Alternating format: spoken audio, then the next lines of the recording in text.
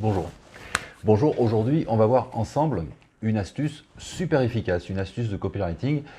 Et à quoi elle sert cette astuce? Eh bien elle te sert à flinguer ta concurrence. Je vais t'apprendre à comment flinguer ta concurrence, mais en douceur, tranquillement, subtilement et surtout sans en avoir l'air. Et ça c'est super efficace. C'est parti. Do any of you people know where these individuals learned how to shoot? Private Joker.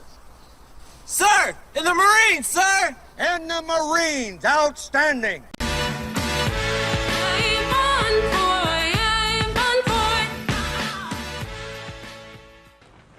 Voilà, j'espère que ça t'a incité à t'abonner à cette chaîne. Donc tu peux le faire en cliquant sur le bouton qui est indiqué par la flèche rouge.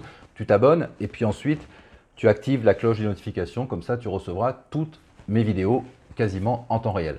Alors, flinguer sa concurrence, bien sûr le terme il est mal choisi, tu vois, j'ai été un petit peu provocateur effectivement, mais flinguer sa concurrence c'est très utile parce que quand tu es en train de proposer un produit, une offre à quelqu'un, eh bien ce quelqu'un, ce client potentiel, forcément qu'il hésite, il se dit mais je pourrais aussi faire ça, je pourrais aussi choisir ça. Par exemple, tu vois, bon, si tu es dans l'immobilier et que tu vends une maison, les gens forcément ils visitent d'autres maisons, tu vois. Donc ils ont visité une autre maison avant toi, peut-être 2, 3, 4, et puis une autre après toi, et puis après ils vont se décider, tu vois.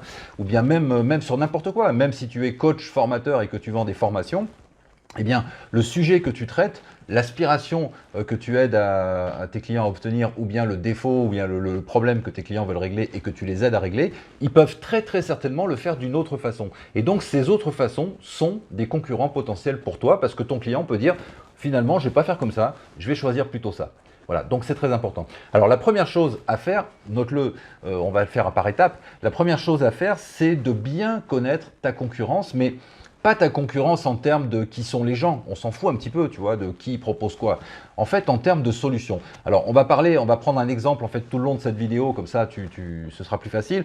Par exemple, quelqu'un qui, je sais pas, si tu es thérapeute ou si tu es dans les médecines douces, etc., et que tu as un client qui vient te voir parce qu'il a du stress, des angoisses, etc., il faut que tu saches quelles sont les solutions qui s'offrent à lui. Toi, tu as ta solution. Par exemple, peut-être que tu fais de l'hypnose et ta solution, c'est de faire 2, 3, 4 rendez-vous d'hypnose bien ciblés, etc. Et puis, tu vas lui faire gérer son stress de cette manière. Mais il y a d'autres solutions. Par exemple, il y a la méditation. Il y a quelqu'un qui peut lui dire, tu sais, le stress, c'est naturel, machin, mais on peut s'en débarrasser avec la méditation. Donc, je te propose une formation ou bien présentielle de méditation. Tu vas voir, et à partir de là, il n'y aura plus de stress. Il y a le docteur, tout simplement. Tu vois, le docteur, c'est-à-dire que ton client est stressé, il a des angoisses, il peut aller voir son docteur, son médecin, qui va certainement lui faire prendre des petits cachets, etc. Et puis voilà, ou qui va l'emmener sur un spécialiste. Il y a d'autres formes de thérapie, c'est-à-dire toi tu es dans l'hypnose, mais il y a peut-être des gens qui font par exemple de l'EFT, par exemple, je sais pas, d'autres choses, tu vois, de Access Bar, ou bien d'autres techniques thérapeutiques qui sont tout aussi efficaces que les tiennes. Et puis, il y a encore certainement d'autres solutions. Donc, tu dois absolument déjà faire la liste de toutes les solutions. Quelles sont les solutions que mon client peut envisager, si tu veux, pour régler son problème de stress? Ça, tu te fais une liste. Quand tu as fini ta liste et que tu as parfaitement listé toutes les solutions pour ton client, eh bien, à côté, tu vas trouver des défauts de cette solution. Par exemple, ton client, encore une fois, il a du stress, il a des angoisses. Bon, il peut aller voir le docteur. D'accord.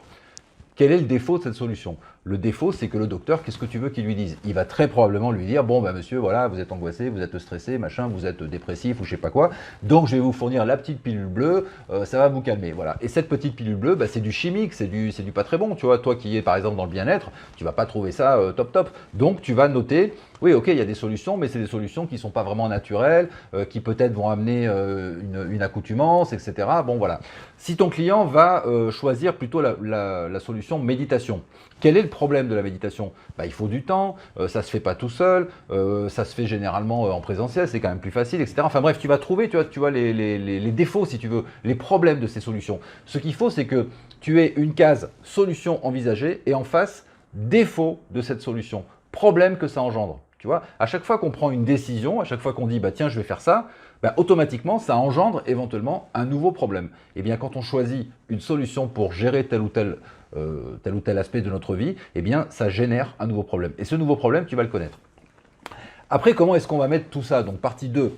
Quand tu vas faire ta vente, quand tu vas faire ta vidéo de vente ou bien ta page de vente pour ton produit qui est comment se libérer du stress avec les séances d'hypnose, etc., eh bien, tu vas commencer par les problèmes. Donc, tu vas dire, voilà, vous êtes stressé, vous êtes angoissé, ceci, cela, bon, d'accord. Ensuite, tu vas mettre les conséquences des problèmes, c'est-à-dire, attention, ça vous empêche de, ça vous permet pas de, et puis si vous faites rien, voilà ce qui va se passer, donc les conséquences négatives du problème.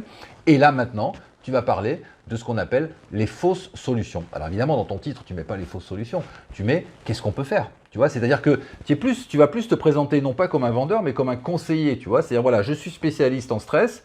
C'est vrai que le stress c'est important. C'est vrai que si on fait rien, voilà ce qui va se passer. Bon, alors qu'est-ce qu'on peut faire? Bah alors, numéro 1, on peut aller chez le docteur.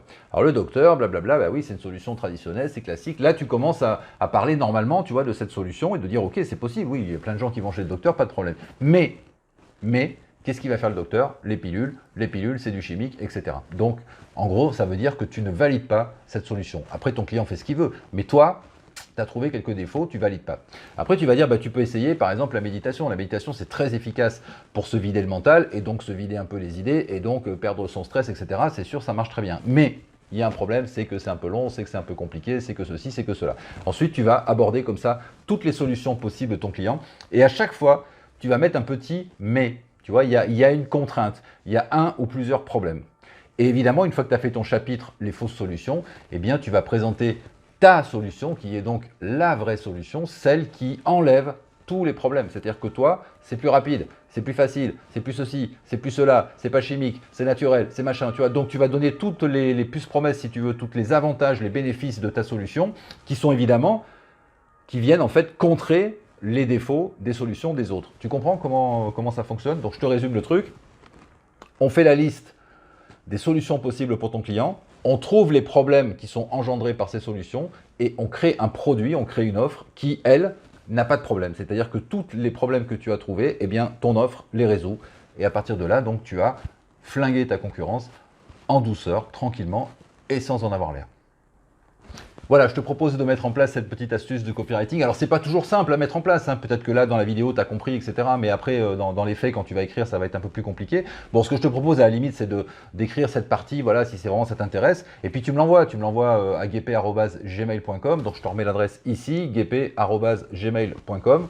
Voilà, tu m'envoies ça et je te dis si c'est bien écrit, si ça va et si tu as compris le principe. Voilà, je peux te donner un avis. C'est gratuit, profites-en.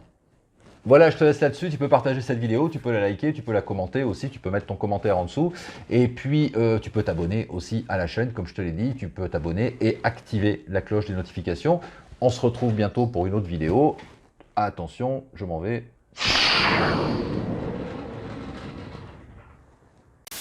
Quand tu as fini ta liste et que tu as 5, 6 ou 10 éléments